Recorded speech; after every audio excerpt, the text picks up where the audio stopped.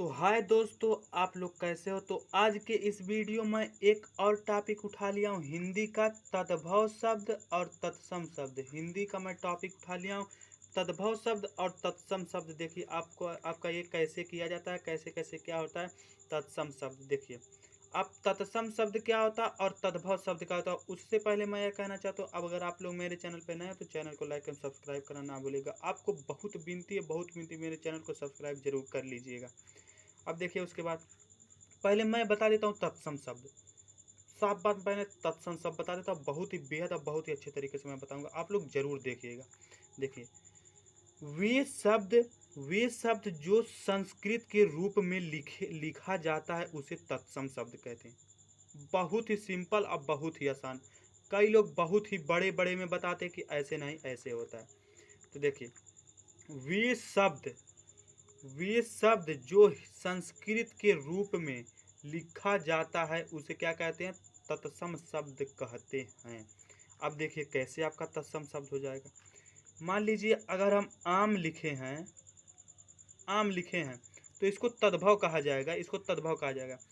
अगर आपको तत्सम इसका बनाना तो आम्र लिखेंगे। देखिए कुछ संस्कृत में आपका दिख रहा है कि नहीं, आपको तो समझ में आ ही रहा होगा। देखिए तद्भव है, ये शब्द तद्भव है, अभी तद्भव की बात नहीं हुई है, तद्भव है ये। और ये आपका तत्समय है, ये आपका तत्सम है। ठीक है, इतना तो समझ में आ रहा है। अगर आपको मान लीजिए लिखना है, मतलब संस्कृत शब्द जो वे शब्द जो संस्कृत के रूप में लिखे जाते हैं। देखिए मोर का क्या हो जाएगा आपका, मयूर। देखिए मोर का आपका क्या हो जाएगा, मयूर, दूसरा नंबर उदाहरण। और आपका मान लीजिए अगर आग है तो आग क्या क्या हो जाएगा, अग्नि हो जाएगा। क्या हो जाएगा, अग्नि। आप लोगों को बहुत ही अच्छे तरीके से समझ में आ रहा होगा जरूर। और 4 नंबर अगर आप देखिए, अगर मान ले रहे हैं दूध है तो आपका दूध क्या क्या हो जाएगा, दुग्ध हो जाएगा। क्या, दूध हो जाएगा। इतना तो आपको समझ में आ ही रहा होगा।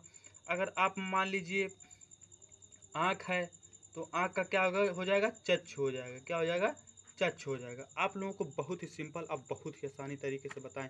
देखिए आप लोगों को जरूर कि जरूर पसंद आया होगा। अब देखिए मैं बताता हूँ तद्भव शब्द क्या होते हैं। ये देखिए आप एक बार और देख लीजिए। वे शब्द जो संस्कृत के रूप में लिखे जाते हैं, बेहद ही सिंपल और बेहद ही इजी टॉपिक, बहुत ही अच्छे तरीके से बताऊं। और ऐसा कोई ट्रिक, देखिए मैं ट्रिक नहीं बताना चाहता हूं।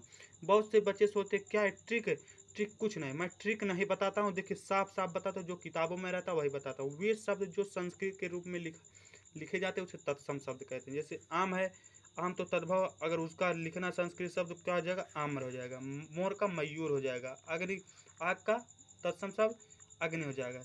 दूध का दुग्ध हो जाएगा। चक्षु का आँख का नेत्र हो जाएगा। अब देखिए मैं तद्भव शब्द बताता हूँ उसको कैसे किया जाएगा। चलिए आप तद्भव देख लीजिए। देखिए आप तद्भव देख लीजिए बहुत ही सिंपल ही तरीके से। वे शब्द जो हिंदी के रूप में लिखे जाते हैं, वे शब्द जो हिंदी के रूप में लिखे जाते हैं। देखिए तद्भव, तत्सम क्या था, वे शब्द जो संस्कृत में लिखे जाते हैं। क्या, वे शब्द जो संस्कृत में लिखा जाता है। अब देखिए तद्भव का तद्भव, वे शब्द जो हिंदी के रूप में लिखा जाते हैं, वे शब्द जो हिंदी के रूप में लिखे जाते हैं उसे क्या कहते हैं, तद्भव शब्द कहते हैं। अब देखिए इसको कैसे आप करेंगे, देखिए इसको बहुत ही सिंपल तरीके से करेंगे। वही देख लीजिए, वही सब उदाहरण देख लीजिए। यही इसमें इसमें जो आम्र दिया है उसका आम कर देंगे, मयूर दिया मोर कर देंगे, अग्नि दिया है उसका हिंदी रूप लिख देंगे आग लिख देंगे, दुग्ध दिया उसका हिंदी रूप लिख देंगे दूध लिख देंगे, चक्षु दिया उसका हिंदी रूप लिख देंगे आँख लिख देंगे।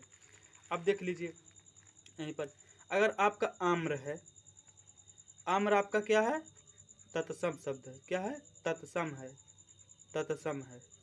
आपका आम्र तत्सम है। इसका तब हिंदी क्या हो जाएगा, आम हो जाएगा। क्या, तद्भव का हिंदी क्या हो जाएगा, जबकि मैं तद्भव ही बता रहा हूँ। तद्भव, देखिए तद्भव का तद्भव में हिंदी आम हो जाएगा। अब देखिए उसके बाद अगर अगर देखिए आपका संस्कृत तत्सम में मयूर है तो आप क्या कर दीजिएगा, मोर कर दीजिएगा। आपका देखिए इसमें मोर हो जाएगा। उसके बाद में दुग्ध का दूध हो जाएगा। ठीक है, इतना तो आपको समझ में आ ही रहा होगा।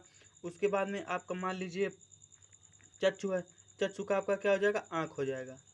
देखिए आपका चक्षु का क्या हो जाएगा, आँख हो जाएगा। अब देखिए उसके बाद क्या होगा, अब मान लीजिए और भी मैं आगे चलता हूँ, थोड़ा बताता हूँ। अब आप देख लीजिए, थोड़ा और उदाहरण देख लीजिए कैसे किया जाता है। देखिए तद्भव के पास मैंने हिंदी लिख दिया और तत्सम के पास मैंने संस्कृत लिख दिया। अगर मान लीजिए आपका कहीं से आ गया हास्य, क्या आ गया हास्य, तो आप हास्य संस्कृत होता है तो आप हास्य इसमें लेंगे।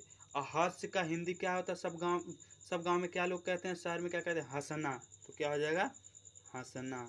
देखिए इतना हो गया। अब उसके बाद कहीं आपका आ गया, देखिए गति, गति आपका देखिए अगर आप गति लिखेंगे हिंदी में गति देखिए ऐसे रहता है, तद्भव में ऐसे रहता है। अगर इसमें आप जाएंगे शुद्ध रूप में तो आपका गति ऐसे रहता है। ठीक है, इतना समझ में आया। उसके बाद में आपका आ गया नृत्य, मान लीजिए नृत्य आ गया। नृत्य क्या तत्सम आता है, संस्कृत है तो तद नृत्य कर दीजिए यहाँ पर। अब नृत्य क्या क्या हो जाएगा, नाच हो जाएगा तो नाच कर दीजिए। ठीक है, इतना तो आपको समझ में आ रहा होगा। अब देख लीजिए फिर संस्कृत में आ जाइए, फिर तत्सम में आ जाइए। तत्सम क्या होता है, संस्कृत में पादप का क्या हो जाएगा, पौधा हो जाएगा। मैं बहुत ही अच्छे तरीके से, बहुत ही सिंपल तरीके से बताऊं। अगर आप लोगों को समझ में आया तो चैनल को लाइक एंड सब्सक्राइब करना ना भूलिएगा। धन्यवाद।